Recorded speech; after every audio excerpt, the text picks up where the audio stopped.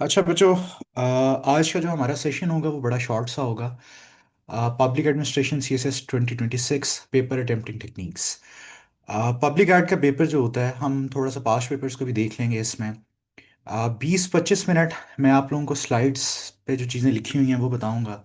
उसके बाद फिर मैं आप लोगों से सवालात ले लूँगा, तो हम इसको बड़ा शॉर्ट रखेंगे, 30-40 मिनट्स का, क्योंकि आप लोगों का ये जो वक्त है वो बहुत कीमती है। और इस टाइम आप जितने हाइपर फोकस्ड हैं, और कुछ लोग पैनिक्ड हुए हैं, कुछ लोगों को जल्दी है कि बस अब पेपर्स हो जाएं, अब और पढ़ा नहीं जाता। तो आई होप कि जी आप लोगों का ये जर्नी जो है, जिस तरह पहले अच्छा जाता गया है उसी तरह आप भी अच्छा रहे, और आप सब लोगों को कामयाबियां मिलें। हम लोग स्टार्ट करते हैं जी, हमेशा की तरह कुछ कोटेशन से मैं स्टार्ट करता हूँ। तो सबसे पहली चीज़ ये है कि I ask not for lighter burden but for the broader shoulders. अब आप लोग यहाँ तक आ गए हो, तो अब आप लोग इस चीज़ से नहीं घबराओ क्या होगा क्या नहीं होगा। अब ये वक्त है कि जो तैयारी आपने की है उसके अकॉर्डिंगली आप लोगों को जिम्मेदारी मिले। ठीक है। और दूसरा, एक मेरा पर्सनल कोड है, वो है कस्बे कमाल है उनके अजीज़ जहां शवी। इसका मतलब ये होता है कि achieve excellence in this universe will love you और you will be the beloved of the universe. ये बस इसलिए होता है थोड़ा सा कि आप लोग एक मोनोटोनस रूटीन में, आप लोगों को थोड़ी सी अपलिफ्टिंग चाहिए होती है। तो डायरेक्टली हम लोग अब मूव करते हैं कि हमें पेपर अटेम्प्ट किस तरह करना है। कोई भी बच्चों, पेपर वैसे तो ये जो चीज़ें होंगी ये सब सब्जेक्ट्स के लिए सेम ही होती हैं मोरलेस, बस थोड़ा सा फर्क होता है। कोई भी पेपर जब होता है तो उसमें जब हम लोग आंसर लिखते हैं तो कुछ चीज़ें होती हैं जो कि बेसिक्स होती हैं, और उनके बगैर आप लोग अच्छा स्कोर नहीं ले सकते। तो सबसे पहली चीज बच्चों ये है कि इंट्रोडक्शन और कंक्लूजन। अभी बहुत सारे बच्चे मेरे सेशन के भी हैं, यहाँ पे कुछ नए लोग भी हैं। तो एक कॉमन प्रॉब्लम जो मुझे नजर आई है सब बच्चों में, वो क्या थी, वो ये थी कि आप लोगों को इंट्रोडक्शन और कंक्लूजन प्रॉपरली लिखना नहीं आता। अब इंट्रोडक्शन कितना होना चाहिए, किस तरह लिखना है हमें, हम इन सारी चीज़ों को डिस्कस कर लेते हैं। तो सबसे पहली चीज़ ये है कि जो आपका इंट्रोडक्शन होता है वो टोन सेट करता है। वो टोन सेट करता है आपके क्वेश्चन की। आप लोगों ने जेनेरिक इंट्रोडक्शन नहीं लिखना होता, क्वेश्चन के अकॉर्डिंगली लिखना होता है। इंट्रोडक्शन इंपॉर्टेंट क्यों होता है? क्योंकि मैंने आप लोगों को रिपीटेडली ये बात बताई है कि जो पेपर चेक करते हैं वो लेक्चरर होते हैं, असिस्टेंट प्रोफेसर्स होते हैं, और वो 4 से 6 मिनट मैक्सिमम आपके पेपर्स पे लगाते हैं। मेजर फोकस हेडिंग्स का होता है। कुछ लोग होते हैं उसको इन डेप्थ भी पढ़ लेते हैं, लेकिन बहुत कम टाइम लगता है आपका एक पेपर चेक होने पे। तो इंट्रोडक्शन कैसा होना चाहिए? सबसे पहली चीज ये है कि मैं जो लिखता था, मैं 3 क्वार्टर्स ऑफ द पेज लिखता था। मतलब कि एक पेज है तो 75% उसकी जो लाइंस होती हैं उसके ऊपर मेरा इंट्रोडक्शन होता था। ठीक है। अब इंट्रोडक्शन होना किस तरह का चाहिए? जिस तरह आप लोगों ने एसए में किया, स्पेसिफिक टू जर्नल भी हो सकता है, कॉन्टेक्चुअल भी हो सकता है, या जर्नल टू स्पेसिफिक भी हो सकता है। लेकिन एक चीज आप लोगों ने याद रखनी है इसके अंदर, वो चीज याद रखने वाली क्या है कि इंट्रोडक्शन को आपने क्वेश्चन के साथ रिलेट करना है टोटली। दूसरे नंबर पे आप लोगों ने क्या करना है, दूसरे नंबर पे आप लोगों ने ये करना है कि क्वेश्चन के जो एस्पेक्ट्स हैं वो सारे के सारे ऑलमोस्ट आपके इंट्रोडक्शन के अंदर हो। जिस तरह अगर आपसे पूछा जाता है कि पाकिस्तान में गवर्नेंस के मसाइल क्या हैं, तो आप लोगों ने क्या करना है, गवर्नेंस को डिफाइन करके कंटेम्प्रेरी रैंकिंग्स वगैरह बता के आप 2-3 लाइंस में लिस्ट कर दो ये मसाइल हैं। उसके बाद एक लाइन में बता दो इसके सॉल्यूशंस क्या होंगे। ये सिर्फ एक सिनेरियो है छोटा सा, इसको हम थोड़ा सा बाद में एक्सपैंड भी करेंगे। अच्छा। और जो आपका इंट्रोडक्शन होता है बच्चों, आपकी ऑलमोस्ट जो मेजर आर्ग्यूमेंट्स होते हैं वो इसके, आप इसके अंदर उसको ब्रीफली बताते ज़रूर हो। ठीक है। और इंट्रोडक्शन के बाद अगर आप लोगों के पास कोई वैलिड कोटेशन है तो वो लिख दो। अगर आप लोगों के पास अपना कोई ओपिनियन है तो जो बड़ा एप्ट है, टू द पॉइंट है, इंट्रोडक्शन और क्वेश्चन के साथ अलाइन हो रहा है, तो उसको भी आप मार्कर के साथ लिख सकते हो। ठीक है।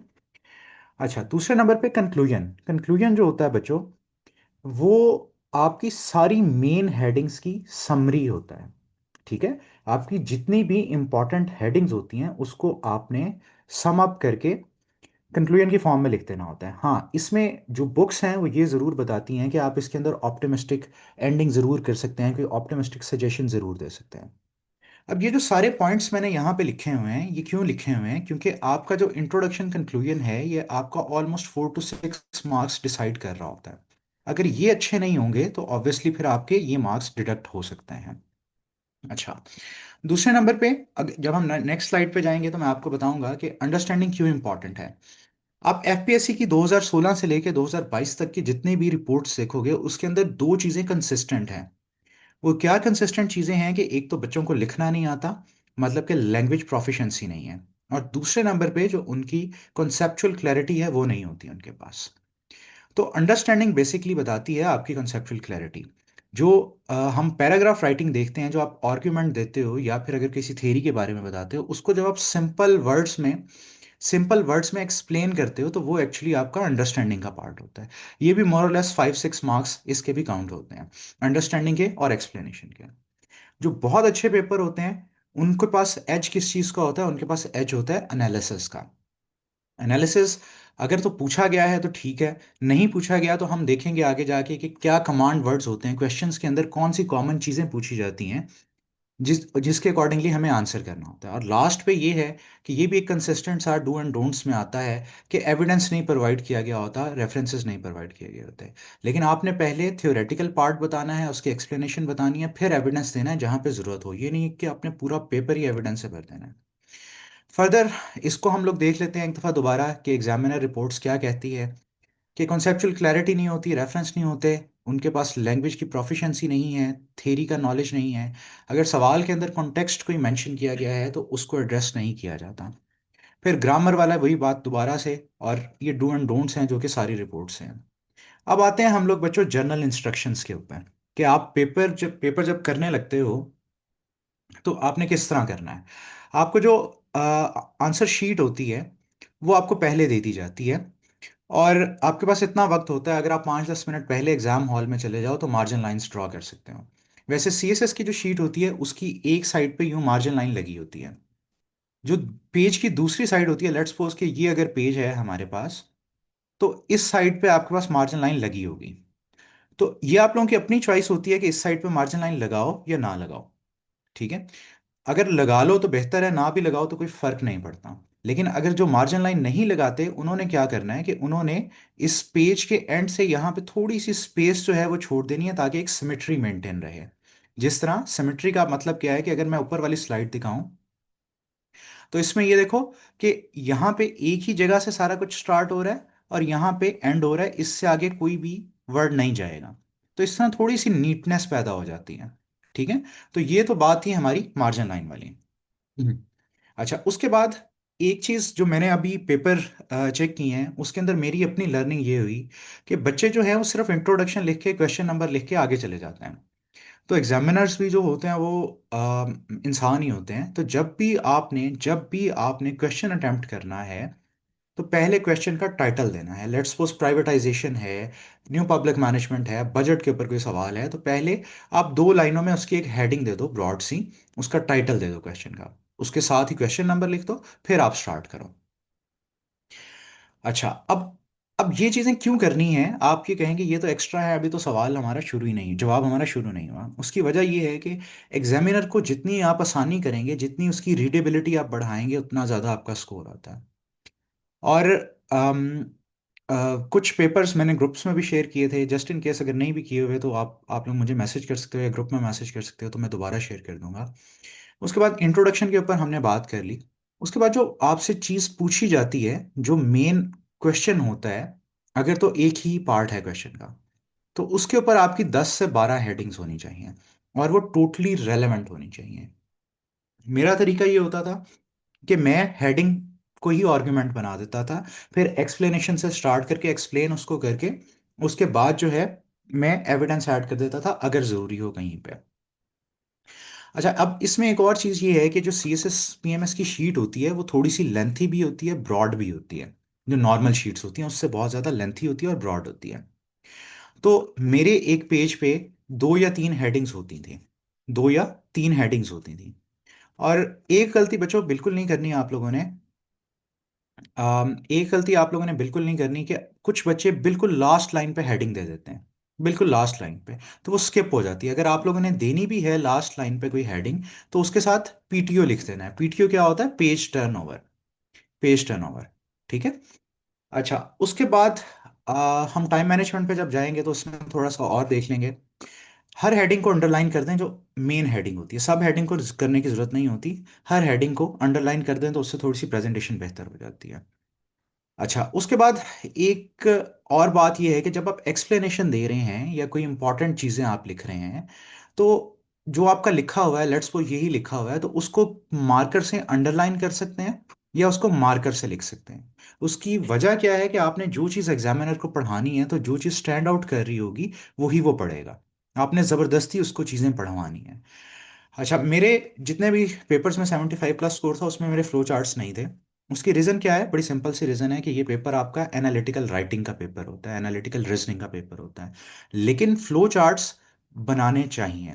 कैसे बनाने चाहिए? मैंने कहाँ पे बनाए हैं? जहाँ पे मेरे पास पॉइंटर्स बहुत ज़्यादा होते थे, किसी चीज़ के सॉल्यूशंस हैं वो बहुत ज़्यादा हैं, तो मैंने उसको फ्लो चार्ट के फॉर्म में लिख दिया। या फिर मुझे लगा कि कोई मेरा क्वेश्चन बहुत ज़्यादा लेंथी हो गया है, तो मैं क्या करता था, मैं ये करता था कंक्लूजन से पहले पूरी हेडिंग्स को सम अप करके एक फ्लो चार्ट की फॉर्म में बना देता था। जिन बच्चों ने ऑलरेडी तैयार किए हुए हैं diagrams, flow charts, well and good. जिन्होंने नहीं तैयार की, उनके लिए बस एक छोटी सी यही टिप है कि आप अपने क्वेश्चन को सम अप कर सकते हो, ताकि एग्जामिनर को ये पता हो कि आपने क्या क्या लिखा था, और कंक्लूजन के साथ फिर वो अलाइन भी हो जाएगा।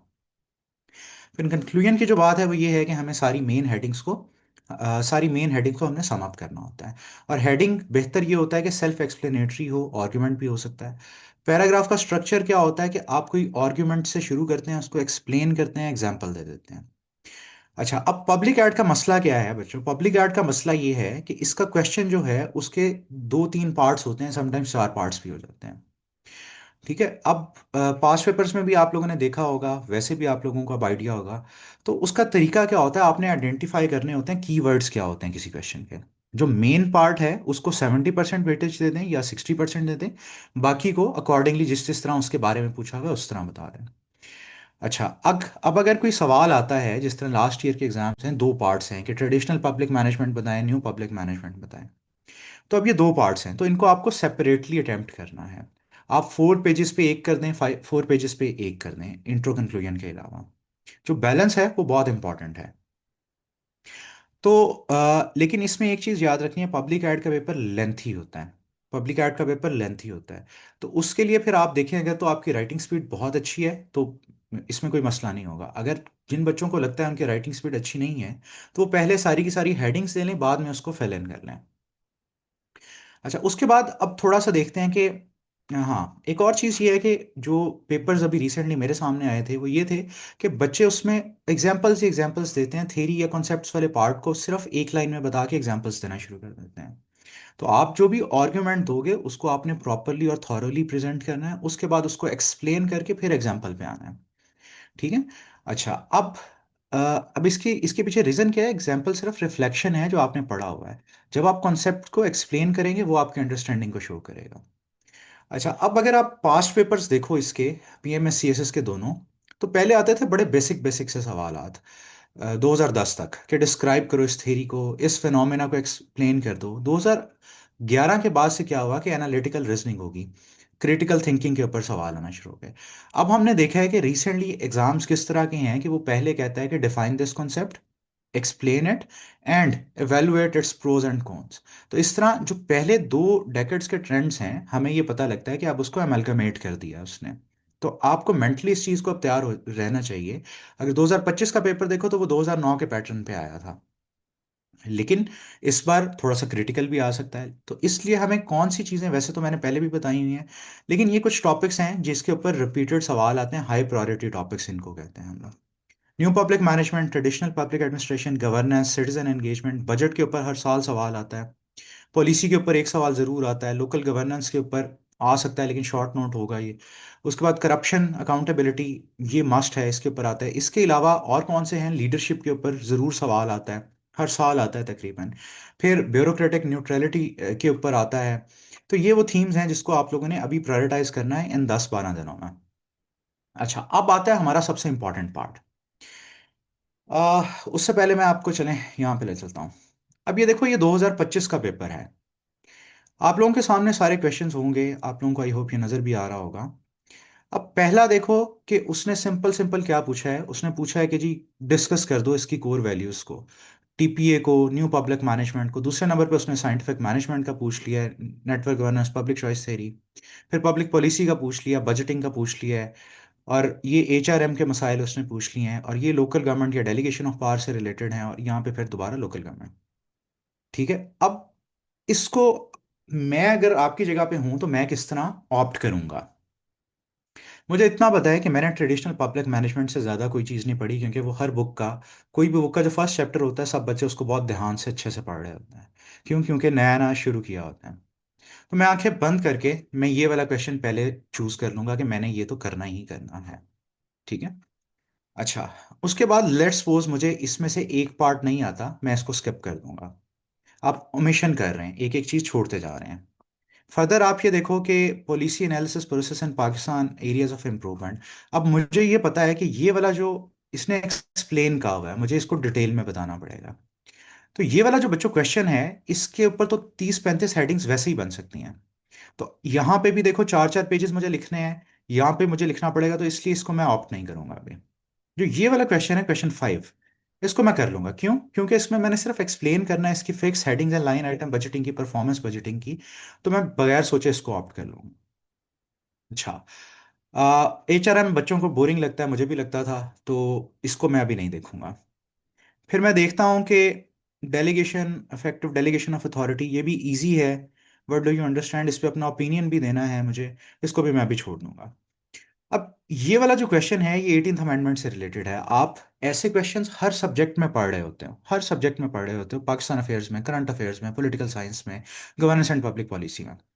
तो इश्यूज ऑफ लोकल गवर्नमेंट मेरी फिंगर टिप्स में है, मैं इसको करूंगा। Post revolution local government plans, इसको मैं देख लूंगा। अब उसके बाद अब मेरे 3 क्वेश्चंस हो गए, और उसके बाद मैं फोर्थ पे देखूंगा कि ये तो मुझे आता ही नहीं है, इसको मैं छोड़ देता हूँ क्योंकि मैं कर सकता हूँ कुछ और। तो अगर मेरे पास वक्त है मैं इसको कर लूंगा, अदरवाइज मैं इसके साथ चला जाऊंगा। तो ये सिर्फ मैंने आप लोगों को एक अप्रोच दिखाई है कि आप लोगों ने पेपर में, जब भी आप लोगों ने क्वेश्चंस अपने सेलेक्ट करने हैं, तो आपने अपनी प्रोफिशिएंसी देखनी है जिसके ऊपर बगैर सोचे आप लिख सको। दूसरे नंबर पे, दूसरे नंबर पे आपने 5-6 मिनट इस पे लगाने हैं कि मैंने क्वेश्चन कौन सा अटेम्प्ट करना है, कौन सा नहीं करना। अब जो मोस्ट इंपॉर्टेंट चीज है बच्चों, वो क्या है, उस पे हम लोग आते हैं। ये बेसिकली कमांड वर्ड्स मैंने यहाँ पे सारे जो पास्ट पेपर्स हैं उसमें से जो मोस्ट कॉमन है, सारे तो पॉसिबल नहीं हो पाते, जो मोस्ट कॉमन है उनको मैंने अलग कर लिए हैं। अब अगर यहाँ पे भी आपको नजर आया होगा डिस्कस, ठीक है, एक्सप्लेन एक्सप्लेन एक्सप्लेन, और उसके बाद जो है ये उसने ओपिनियन दिया है, और इसको कॉन्टेक्चुअलाइज करके उसने कहा है कि इसको एलैबोरेट करो। ठीक है, यहाँ पे भी उसने आपसे ओपिनियन मांग लिया कि what do you understand by, और फिर एक्सप्लेन करो इसको। अच्छा, और यहाँ पे डायरेक्टली उसने डिफाइन वाला एलिमेंट पूछ लिया, व्हाट कह के डिफाइन वाला पूछ लिया। ठीक है, और एक्सप्लेन करना है इसको।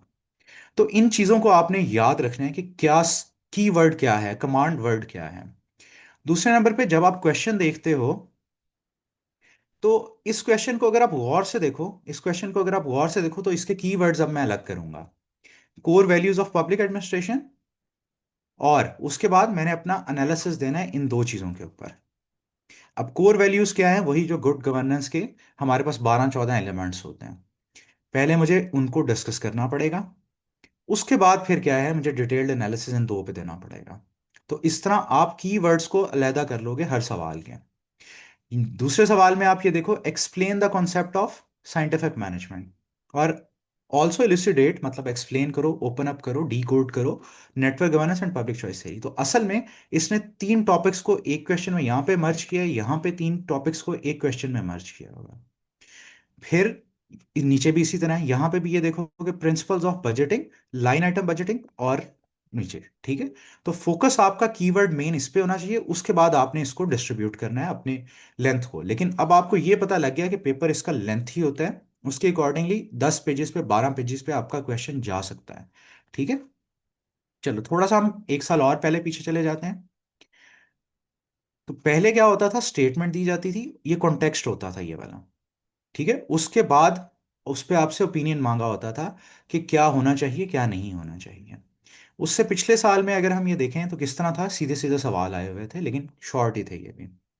पॉलिसी वैल्यूएशन के ऊपर था, लेकिन जो 25 का पेपर था वो बहुत लेंथी था, क्योंकि एक क्वेश्चन के अंदर 3-3 पार्ट थे, तो आपको 4 से 5 पेजेस पे एक एक एलिमेंट को एड्रेस करना था। अब ये जो चीजें हैं, इनको गौर से देखना है, इनको गौर से समझना है। अगर वो आपसे डिस्कस कहता है, तो डिस्कस कहने का मतलब क्या है कि आप पहले डिफाइन करोगे, हसन बच्चे देखो, मैंने अभी यही बताया है कि मेन अगर 25 वाले पेपर को मैं देखूं, सॉरी, तो 25 वाले पेपर को देखें तो उसने इम्पोर्टेंटली पहले ये कहा है। तो पहले मुझे इसको डिटेल में एलेबोरेट करना है, एक्सप्लेन करना है, डिस्कस करना है, जो भी करना है। उसके बाद इनको मैंने 3 3 या 4 4 पेजेस पे फिर ले जाना है। इसको मैं 6 पेजेस पे भी लेके जा सकता हूँ, 5 पे भी रख सकता हूँ, इनको 3 3 पे फिर मैं रखूंगा। ठीक है। तो इस तरह आपने क्वेश्चन की सेंस के अकॉर्डिंगली देखना है कि मेन स्टेटमेंट तो आपकी ये है ना, मेन हेड तो आपका ये है कि आपको एक्सप्लेन करना है, मतलब साइंटिफिक मैनेजमेंट के बारे में सब कुछ बताना है। उसके बाद मैंने नेटवर्क गवर्नेंस को 2 3 पेजेस पे डिकोड करके पब्लिक चॉइस थ्योरी को डिकोड करना है। अगर यहाँ पे प्रिंसिपल्स ऑफ बजटिंग 10 12 जो है मुझे वो पहले लिखने पड़ेंगे सारे, उसके बाद लाइन आइटम बजटिंग और परफॉर्मेंस बजटिंग 2 2 सफ़ों पे, 3 3 सफ़ों पे ये आ जाएगा मेरा। ठीक है।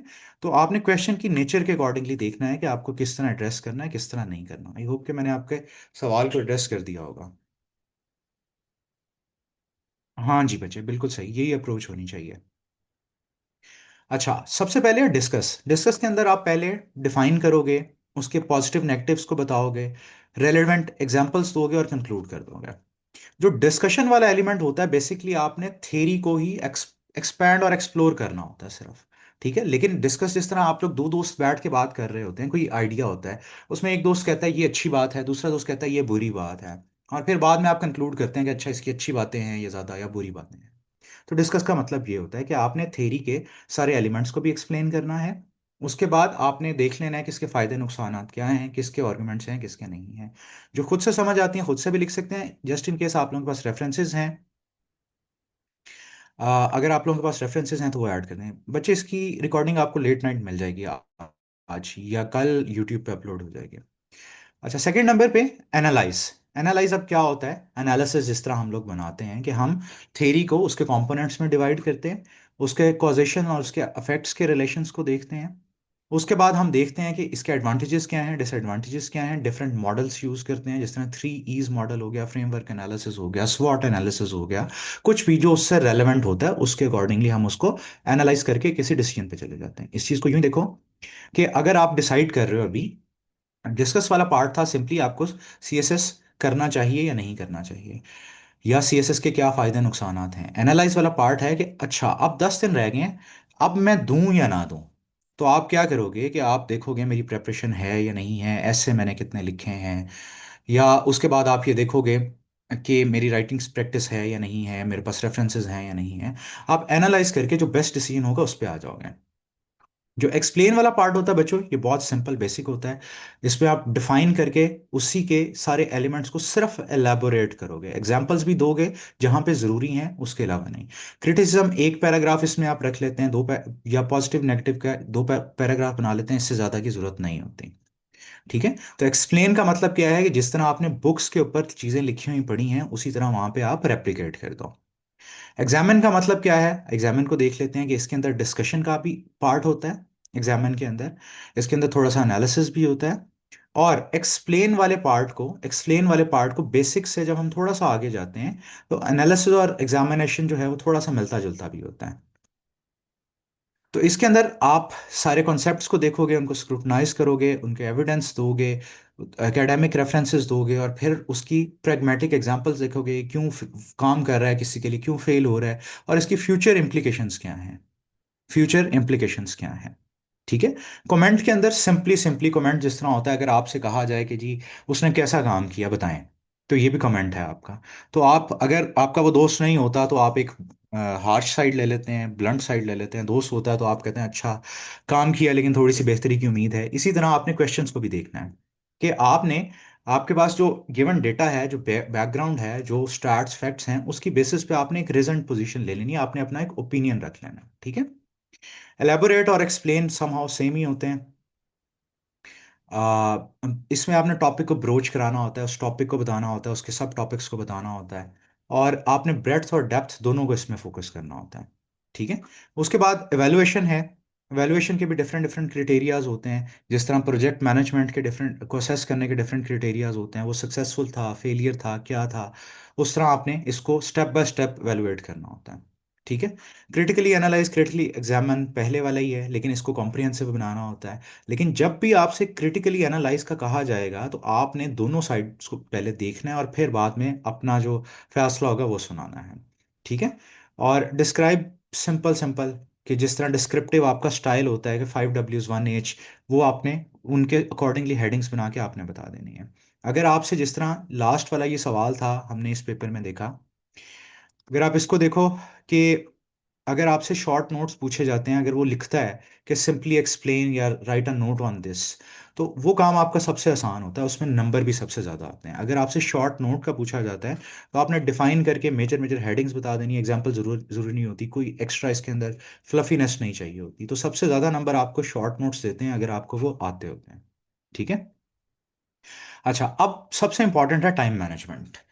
अब हर किसी का वैसे तो पैटर्न डिफरेंट होता है, लेकिन लेट्स सपोज कि अगर हमारी दफ़ा 9 बजे शुरू होता था, आप लोगों की दफ़ा 11 बजे शुरू होगा, और ये 2 बजे तक चलेगा।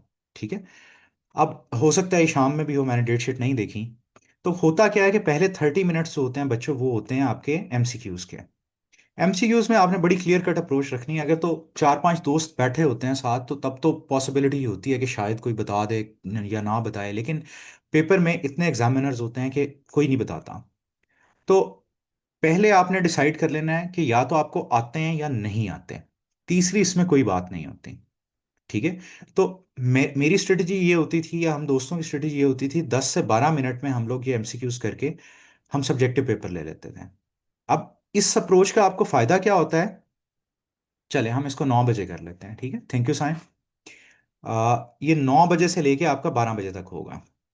तो इसका मतलब क्या है कि 9:30 तक आपके पास टाइम जो होगा वो ऑब्जेक्टिव पार्ट के लिए होगा। लेकिन ये या तो आपको आता है या नहीं आता, आपने 10 से 12 मिनट में इसको सॉल्व करके आ, आपने सब्जेक्टिव पेपर ले लेना है। इसका फायदा ये होगा कि आपके पास 15 से 20 मिनट एक्स्ट्रा हो जाएंगे। 15 से 20 मिनट एक्स्ट्रा बहुत बड़े, बहुत ज़्यादा मिनट होते हैं पेपर के अंदर। अभी मैं इसको साइड पे रख रहा हूँ और हम शुरू करते हैं पेपर। लेट्स सपोज 9:30 शुरू करते हैं। 9:30 आप शुरू करेंगे तो आपको जितना मर्जी आता है या नहीं आता, 9:40 तक तो आप डिसाइड करेंगे मैंने सवालात कौन से करने हैं कौन से नहीं करने हैं, क्योंकि स्टेटमेंट को पढ़ के एनालाइज करके उसके अकॉर्डिंगली आपने स्टेप लेना है। तो पहला क्वेश्चन आप 40 मिनट पे अगर शुरू कर रहे हैं, ऑन एवरेज सीएसएस के पेपर में आपके पास 30 से 35 मिनट होते हैं एक सवाल करने के लिए। 30 से 35 मिनट होते हैं एक सवाल करने के लिए। तो आइडियली या 10:15 या 10:10 तक आपका पहला सवाल जो है वो खत्म हो जाना चाहिए। ठीक है। इसी तरह 30 मिनट्स अगर मैं दूं दूसरे क्वेश्चन को, तो 10:40 तक। उसके बाद अगर हम ये देखें तो 11:10, ये मैं 30 मिनट साइड के लिए रख रहा हूँ, ठीक है। और 11:40 तक आप लोगों का जो पेपर है वो इस तरह उसकी डिस्ट्रीब्यूशन होनी चाहिए। लेकिन ये आइडियलिज्म है, ऐसा होता नहीं है। मेरा भी जब पेपर होता था, पहला क्वेश्चन ही 10-20, 10-25 तक चला जाता था। इस अप्रोच को फॉलो करने का मैं इसलिए कह रहा हूँ कि जो आपने अंडरलाइन करना है, मार्कर से चीज़ों को हाईलाइट करना है, पेपर को एक दफ़ा अच्छे से देखते हैं, या कोई एडिशनल डायग्राम बनानी है, उसके लिए आपके पास वक्त होना चाहिए थोड़ा सा। लेकिन ये आइडियलिज्म है। आ, अब खानजादा बच्चे वो हर हर सब्जेक्ट में ही एप्लीकेबल होता है, बस थोड़ी सी उसके अंदर चेंजेस होती हैं। अभी ये बात पूरी कर लूँ तो मैं बताता हूँ, उस बात पे आता हूँ दोबारा। अच्छा बच्चों, अब ये देखो कि आपके पास आइडली 30 to 35 मिनट्स हैं, आप जो कुछ मर्जी कर लो। और आप ह्यूमंस हैं, एक सवाल ख़त्म होगा तो आप रोबोट की तरह अगले क्वेश्चन पे जंप नहीं करेंगे, उसकी हेडिंग्स भी सोचनी पड़ेंगी आपको, आपका हाथ भी दुख रहा होगा, प्रेशर भी होता है, सब कुछ होता है, ढेर सारा कुछ होता है। ठीक है। कुछ हॉल के अंदर भी डिस्ट्रप्शंस होती हैं। तो मैं ये सजेस्ट करूंगा, ये जो आप 10 मिनट ले रहे हो यहाँ पे, या जो आपके पास ये 10-15 मिनट पहले आते हैं, तो आप अपने जो शीट होती है उसकी लास्ट वाली शीट पे जाके उसके ऊपर रफ वर्क की हेडिंग देके हर क्वेश्चन की मेन मेन हेडिंग्स लिख लेना। हर क्वेश्चन की मेन मेन हेडिंग्स लिख लेना।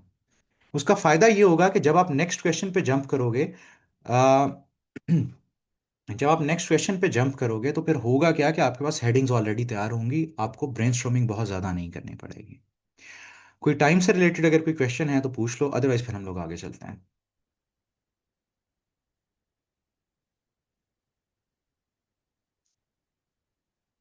चलेंगे फिर हम लोग आगे चलते हैं। अच्छा, बहुत दफ़ा ऐसा होता है। हाँ ठीक है, थैंक यू बच्चे। और बहुत दफ़ा ऐसा होता है कि आपको दो सवाल आते होते हैं, तीन आते होते हैं। मेरा जो पीएमएस था, मैंने बताया था, बार बार पहले भी शायद बताया हुआ है कि पेपर 2 में मुझे सिर्फ एक सवाल आता था। वो अलग बात है कि मेरे उसमें 82 नंबर थे पीएमएस पेपर 2 में, लेकिन सवाल एक आता था। तो आप लोगों ने एक बात याद रखनी है कि जो आपका फाइनल पेपर होगा उसमें आपको इम्प्रोवाइज करना पड़ेगा। इम्प्रोवाइज मतलब कि आपके पास नई सिचुएशन होगी, आपको अपनी मेंटल फैकल्टीज को यूज करते हुए अपने आप को इम्प्रूव करना है। अगर आपको कुछ नहीं आता, अगर आपने कहीं पे वो हेडिंग्स पढ़ी हुई हैं, कहीं पे डेफिनेशंस पढ़ी हुई हैं, तो आपने उसको छोड़ना नहीं है। लेट्स सपोज आपको 2 सवाल पूरे आते थे, 2 सवाल नहीं आते थे, तो आपने दो ऐसे सवाल चूज करने हैं जिसका कोई पार्ट आता है या आपने कभी उसके बारे में सुना है। अब सुना किससे हो सकता है कोई यूट्यूब वीडियो हो, किसी उस्ताद से सुना हो, किसी दोस्त से सुना हो, किसी न्यूज़पेपर में उससे रिलेटेड कोई बात पढ़ी हो, कोई बचपन में एफएससी में डिग्री के दौरान कहीं से बात सुनी हो, तो आपने वो सारी बातें इसके अंदर लिख देनी है। ठीक है। लेकिन कोशिश ये करनी है कि हेडिंग्स आप लोगों ने जब ऐसे सवाल आप लिख रहे होंगे तो सेल्फ एक्सप्लेनेटरी और सिंपल सिंपल रखनी है। और इसमें कोई शर्म वाली बात नहीं है, हम सबके साथ ऐसा होता है, हमें सब कुछ नहीं आता होता। ठीक है। लेकिन मैं सजेस्ट यही करूंगा कि आपने क्वेश्चन छोड़ना नहीं है, 4 क्वेश्चंस जो हैं वो आपने पूरे करने हैं। अच्छा, उसके बाद आ, इससे पहले हम सवालात पे चलें।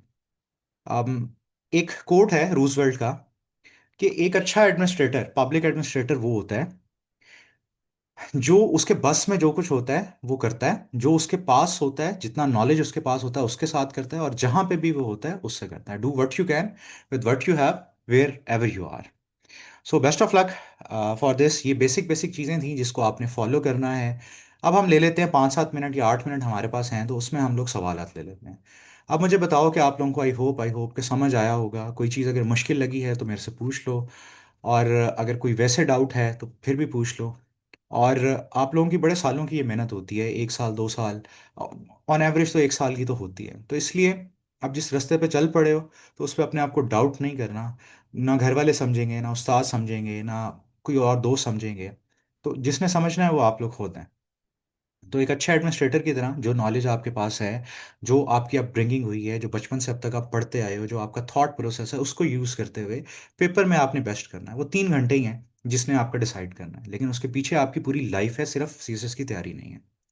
तो अब कोई सवालात हैं बच्चों तो पूछ लो, अदरवाइज फिर हम लोग इसको एंड कर देते हैं। आई होप कि ये आप लोगों के लिए बेनिफिशियल, थोड़ा सा बेनिफिशियल आप लोगों को ज़रूर लगा होगा। सैम्पल पेपर बच्चों मेरे पास है नहीं, अदरवाइज मैं आप लोगों को शेयर कर देता यहाँ पे। अच्छा, मैं शेयर कर देता हूँ, कोई मसला नहीं है। जी हमजा, बच्चे पूछो।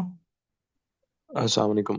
वाह। सर मुझे थोड़ी सी एग्जांपल्स में कंफ्यूजन है कि किस टाइप की एग्जांपल्स हमने कोड करनी है। I did not take your session, so if you could explain that part कि हमें पाकिस्तान रिलेटेड एग्जांपल्स देनी है या मतलब किसी और कंट्रीज की एग्जांपल्स देनी है। लेट्स से मैं ट्रेडिशनल पब्लिक मैनेजमेंट की बात कर रहा हूँ, तो do I know to code के पाकिस्तान में लेट्स से पटवार सिस्टम है या इस तरह की चीज़ें हैं, उनकी हम्म। एग्जांपल्स देनी है। बच्चे बिल्कुल दे सकते हो। देखो, लेट्स सपोज हम ये कहते हैं कि एनपीएम है, ठीक है।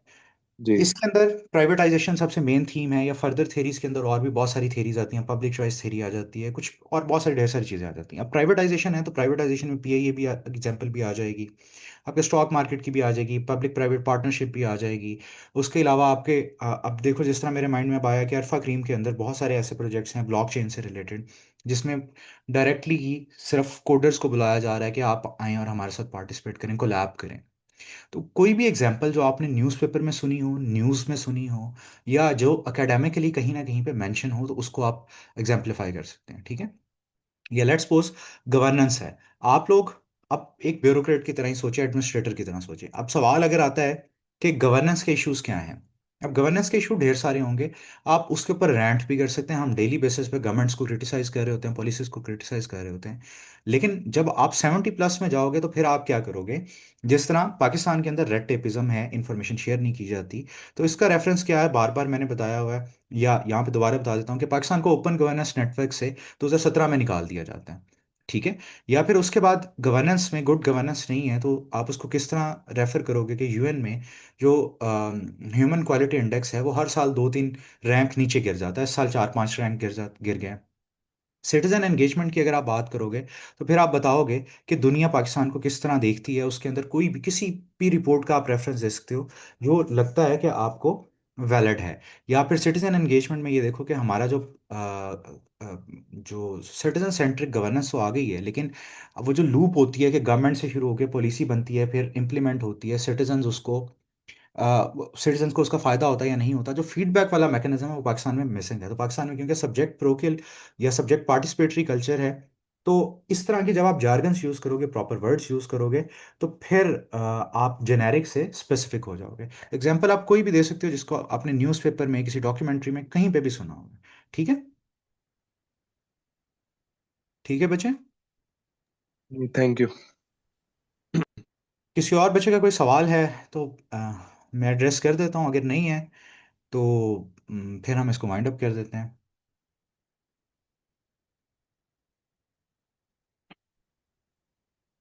चलें जी। आई होप कि आप लोगों को समझ आया होगा कोई ना कोई थोड़ा बहुत। आ, हम ना बच्चे, मैंने ये रिपीटेड थीम्स वाला सामने आपके है, बिल्कुल सामने है, कि जिनको आप। Sir, can I ask a question? जी बच्चे पूछो। सर, मैंने भी आपका कोर्स तो नहीं लिया पब्लिक आर्ट का, हम्म। बट मैं आपसे क्वेश्चन करना चाहती हूँ कि जिस तरह पब्लिक एड का जब हम पेपर देकर आएंगे, सो हम्म। हमारे पास सिर्फ कुछ ही घंटे होंगे। Of course hmm. लास्ट में पेपर है, हम एग्जॉस्ट भी हो चुके होंगे। सो हम्म। आप क्या सजेस्ट करते हैं कि क्या स्ट्रैटेजी होनी चाहिए उस दिन रिवीजन की, कि हम नेक्स्ट डे पेपर अच्छे से अटेम्प्ट कर सकें? एंड मैंने थोड़ा लेट ज्वाइन किया है, अगर आप कुछ इम्पोर्टेंट चैप्टर्स बता दें जिनको प्रायोरिटाइज किया जाए रिवीजन में। अच्छा बच्चों, मुझे आपका सवाल समझ आ गया है। देखो, पेपर्स में पढ़ने का वक्त नहीं होता। अगर आप मेंटली बहुत स्ट्रांग होते हो, अब तो आप लोगों की दफ़ा तो पेपर भी एक ही लिया जा रहा है, लेकिन अगर आप मेंटली बहुत स्ट्रांग हो तो फिर ये होता है कि आप पढ़ लेते हो, नई चीज़ें तो अब्जॉर्ब कर ही नहीं सकते, एग्जॉस्ट हुए होते हैं। आई होप कि आप लोगों की पहली पहली अटैम्प्ट होगी, और अल्लाह करे आप लोगों की ये पहली और फाइनल अटैम्प्ट ही हो, दूसरी अटैम्प्ट तक जाना ही ना पड़े। लेकिन ये है कि हमारा जो पास्ट पेपर्स हैं, ये पास्ट पेपर के एनालिसिस से ही मैंने ये थीम्स निकाली हुई हैं। अब मैं क्या करूँगा, मैं यूट्यूब पे जब अपलोड करूँगा, ड्राइव का लिंक पे अटैच कर दूंगा, जो इसके अलावा भी इंपॉर्टेंट टॉपिक्स होंगे। आपके थेरीज में से दो दो क्वेश्चन तो लाजमी आते हैं। एनपीएम प्राइवेटाइजेशन पे लाजमी आता है, ट्रेडिशनल के ऊपर लाजमी आता है, public choice theory, network governance theory. इस तरह की थेरीज में से एक या दो सवाल जरूर होते हैं। गुड गवर्नेंस पे या गवर्नेंस कंपार्टमेंट्स पे किस क्या चीज़ें इसको हैम्पर कर रही हैं, उसके ऊपर सवाल जरूर होता है। बजट के ऊपर एक सवाल लाजमी है। पब्लिक पॉलिसी के ऊपर एक सवाल लाजमी है। लीडरशिप के ऊपर, करप्शन के ऊपर एक सवाल लाजमी है। आपको सिर्फ चार सवाल करने हैं। और वो जनरल थीम्स भी होती हैं। एचआरएम के ऊपर एक सवाल लाजमी होता है, लीडरशिप के ऊपर लाजमी होता है। तो ये 8-9 थीम्स हैं जिसको आपने लाजमी फोकस करना है। अच्छा, अब रिवीजन की जहाँ तक बात है, तो अगर तो आप लोगों के अपने नोट्स बने हुए हैं तो बहुत अच्छा है। अगर आप लोग रिवीजन नहीं कर सके तो एक है तो बड़ी एब्सर्ड सी टिप, लेकिन वो ये है कि आपने पास्ट पेपर के क्वेश्चंस उठाने हैं, इसको एज इट इज जीपीटी पे पेस्ट करके उसे कहना है कि मुझे मेन हेडिंग्स देते हैं। ठीक है, उन मेन हेडिंग्स को मेमोराइज कर लेना, बाकी आप लिख लोगे। ठीक है, पेपर में फ्लो इतना बना होता है और ये 12 दिनों में इतना फोकस होता है कि आप कुछ भी कर सकते होते हो, और कोई भी डेटा जो है उसे प्रोड्यूस कर सकते होते हो। तो आप देखोगे कि आप एक पेपर देखोगे, इसके अंदर देखो, इसके अंदर तो तकरीबन 15-16 टॉपिक्स हैं। इन सब की आउटलाइन आपके पास आ जाएगी। उसके बाद दूसरे पेपर पे जाओगे, ये question as it is GPT को दोगे, तो इनकी आ जाएगी। तीसरे या चौथे पेपर पे आपको जाके लगेगा कि अब रिडंडेंसी हो रही है, अब रेपिटेशन हो रही है चीज़ों की।